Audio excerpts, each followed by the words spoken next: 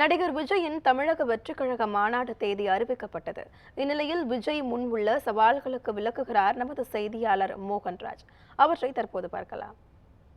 தமிழக வெற்றிக் கழக மாநாடு, விஜய் முன்பு உள்ள சவால்கள் என்னென்ன?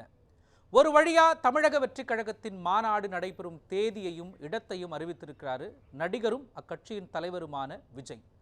இதன் மூலம் நடிகர் விஜய் நேரடி அரசியலுக்குள் நுழைந்தே ஆக வேண்டிய கட்டாயத்திற்கு தள்ளப்பட்டிருக்கிறார். ஏன் நேரடி அரசியல் அப்படின்னு சொல்றேன்னு பார்த்தீங்கன்னா, இனிமேல் விஜய் ஒரு நடிகர் என்ற பிம்பத்தை கழட்டி வைத்துவிட்டு மக்கள் சந்திக்கும் பிரச்சனைகளுக்கு உடனுக்குடன் களமாட வேண்டிய கட்டாயம் ஏற்பட்டிருக்கின்றது. பொதுவா நடிகர்கள் அரசியலுக்கு வரும்போது அவர்களுக்கும் கொள்கை கோட்பாட்டிற்கும் சம்பந்தமே இல்லை என்ற ஒரு பார்வை இன்றும் மக்கள் மத்தியில் உள்ளது. நடிகர்கள் தங்களின் சினிமா பிரபல்யத்தை மட்டுமே கையில் வைத்துக்கொண்டு மக்களிடம் சென்று வாக்குகளை கவர்ந்து விடலாம் என்ற கணக்கு போடுகிறார்கள். ஆனால் இன்றைய தேதியில் அந்த மன பிம்பமானது முற்றிலும் உடைந்து விட்டது. தேர்தல் அரசியலில் கால் பதிக்கக்கூடிய அரசியல் தலைவர்கள் மக்களை சந்தித்து அவர்களுக்காக போராடியே ஆக வேண்டிய கட்டாயம் ஏற்பட்டிருக்கின்றது. சினிமா துறையிலிருந்து எஸ்எஸ்ஆர், எம்ஜிஆர், ஜெயலலிதா, விஜயகாந்த், சரத்குமார் என நேரடி அரசியலுக்கு பலர் வந்திருக்கிறார்கள். இதில் எஸ்எஸ்ஆர், எம்ஜிஆர், ஜெயலலிதா ஆகியோர் தேர்தல் அரசியலில் நிலைத்து நிற்க திமுக என்ற இயக்கத்தின் பங்களிப்பு பெரியது. விஜயகாந்த், சரத்குமார் உள்ளிட்டோர் ஒரு கட்டத்தில் சோபிக்க முடியாமல் போனதற்கும் இந்த இயக்க பின்னணியின் அழுத்தமான களப்பணி இல்லை என்பதை அந்த கட்சிகளின் தொண்டர்கள் கூட உணர்ந்து கொள்வார்கள். விஜய்க்கும் இந்த சிக்கல் இருக்கவே செய்கிறது. விஜயின் மக்கள் இயக்கம் இன்னமும் ஒரு தேர்தல் அரசியல் கட்சியாக பரிணமிக்கவில்லை. விஜயின் ரசிகர்கள் இன்னமும் அரசியல் பார்வை கொண்டவர்களாக மாற்றப்படவில்லை என்ற பார்வை இருக்கவே செய்கிறது. இதனையெல்லாம் 2026 தேர்தலுக்குள் விஜய் செய்தே ஆக வேண்டிய கட்டாயமும் ஏற்பட்டிருக்கின்றது. அதாவது தமிழக வெற்றிக் கழக கொள்கையை ரசிகர்களுக்கு முதலில் கடத்தி அதன் மூலம் பயிற்சி பெற்று தேர்தல் பணி செய்யும் பக்குவம் இதுவரை விஜய் ரசிகர்களுக்கு ஏற்படவில்லை. எளிமையாக சொல்ல வேண்டுமென்றால், நடிகர் ரஜினிகாந்த் கட்சி அறிவிப்பு வெளியிட்ட பிறகு செய்தியாளர்களை சந்தித்த போது உங்கள் கட்சியின் கொள்கை என்ன என்று கேட்டதற்கு தலையே சுற்றிவிட்டது என்று பதில் சொன்னதை நாம் பார்த்திருக்கிறோம். இப்படி ஒரு நெருக்கடி விஜய்க்கும் இருக்கவே செய்கிறது. அதாவது ஏற்கனவே திராவிடம், தமிழ் தேசியம், தலித் அரசியல், இடதுசாரி வலதுசாரி கொள்கைகளை தீவிரப்படுத்தி கட்சிகள் இயக்கங்களை நடத்தி தேர்தல் அரசியலிலும் தீவிரமாக செயல்பட்டு வருகின்றன. இதில் நடிகர் விஜயின் தமிழக வெற்றிக் கழகம் எந்த இடத்தில் தங்களின் இருப்பை தக்க வைப்பார்கள் என்று யோசிக்க வேண்டியிருக்கிறது.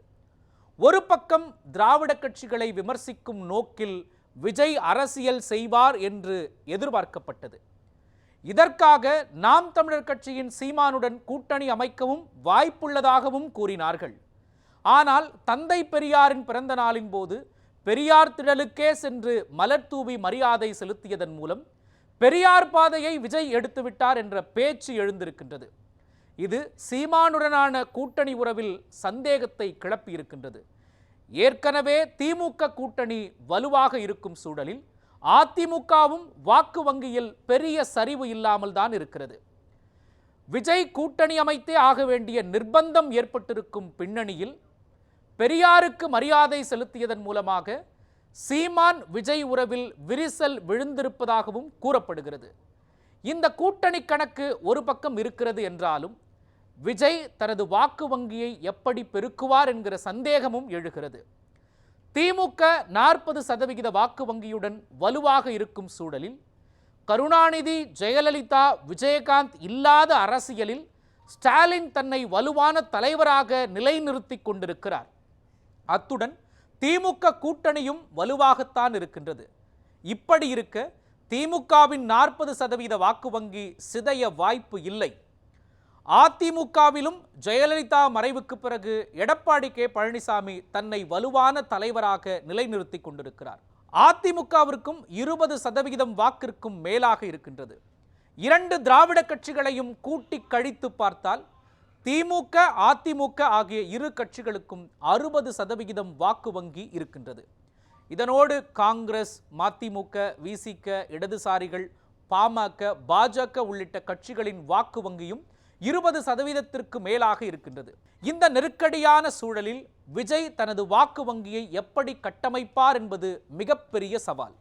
இந்த இடத்தில்தான் திமுக, அதிமுக உள்ளிட்ட பிற கட்சிகளின் செல்வாக்கை தன் பக்கம் இழுக்க விஜய் தனது கொள்கையை கட்டாயம் வெளிப்படுத்தியே ஆக வேண்டிய நிர்பந்தத்திற்கு தள்ளப்பட்டிருக்கிறார். நடிகர் ரஜினிகாந்தை போல கொள்கை என்றால் தலை சுற்றுகிறது என்றோ, கமல்ஹாசனை போல இடதும் அல்ல வலதும் அல்ல நடுவில் என்று பேசினாலும் விஜயின் அரசியல் பிரவேசம் அஸ்தமனமாகிவிடும். மொத்தத்தில் நடிகர் விஜய் தன்னை அரசியலில் தக்க வைத்துக் கொள்ளவும், தனது கட்சியை மக்கள் மத்தியில் கொண்டு செல்லவும் தமிழக வெற்றிக் கழகத்திற்கு கொள்கையும் முதல் மாநாடும் முக்கியத்துவம் வாய்ந்ததாகவே இருக்கின்றது.